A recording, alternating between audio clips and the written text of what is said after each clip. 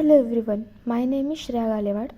I am currently an MCA first year student in the Department of Commerce and Management at Vishwakarma University.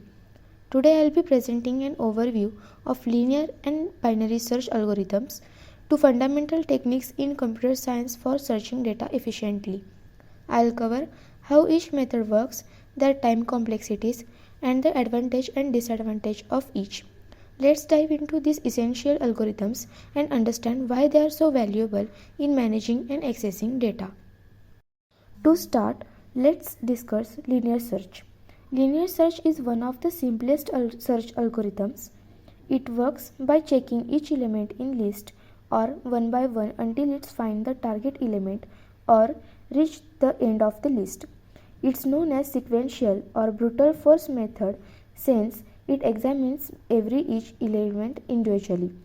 This simplicity makes linear search very straightforward to implement. Just a loop that goes through the data and compares each value to the target. One of the key elements of linear search is flexibility.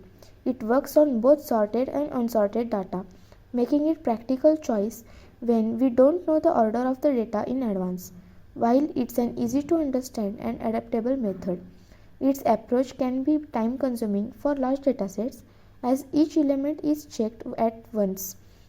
For smaller datasets, through linear search can be good option since the added complexity of other methods may not offer much for speed advantage.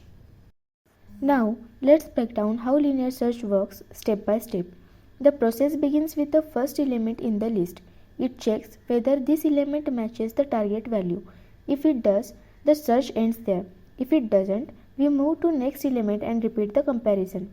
This continues until either the target is found or we check every element in the list. One benefit of this step-by-step approach is that we don't need to list to be sorted, as each element is treated individually. However, if the target element at the end of the list, linear search will need to check every preceding element, making it less efficient for large data collections. Despite this, linear search is an excellent starting point in algorithm learning due to its simplicity and wide applicability. Now that we understand linear search, let's move on to binary search, which is greatly faster for large datasets. Unlike linear search, binary search requires a sorted dataset. It's known as divide and conquer method, meaning it repeatedly divides the search space in half until the target element is found or the search space is exhausted. The power of binary search lies in its efficiency. By using the sorted order of elements, binary search can eliminate half of the data with each step, which greatly reduces the time it takes to find the target element. For example, we are searching through a list of 1 million items. Binary search would only need about 20 comparisons to find target, whereas linear search would need up to a million checks. However, this speed advantage requires that the data to be sorted first. So, binary search may not to be best choice if our data isn't already organized. Let's look at the process of binary search in more detail. The search begins by examining the middle element of the sorted list. If this middle element matches the target, the search ends immediately. If it doesn't match, we use the middle element as a guide to determine which half of the list to examine next. If the target value is greater than the middle element, we focus on the right half. If it's smaller, we focus on the left half. This divide and conquer approach allows binary search to ignore half of the list with each step, making it far more efficient than linear search. The process repeats, finding a new middle element and having the search space again until either the target element is found or there is no space left to search. This method is highly efficient for large datasets but requires the data to be sorted, which is a trade-off to consider. Now let's compare the time complexity of these two methods, which give us a way to measure their efficiency. Time complexity reflects how the runtime of an algorithm grows as the size of the data increases.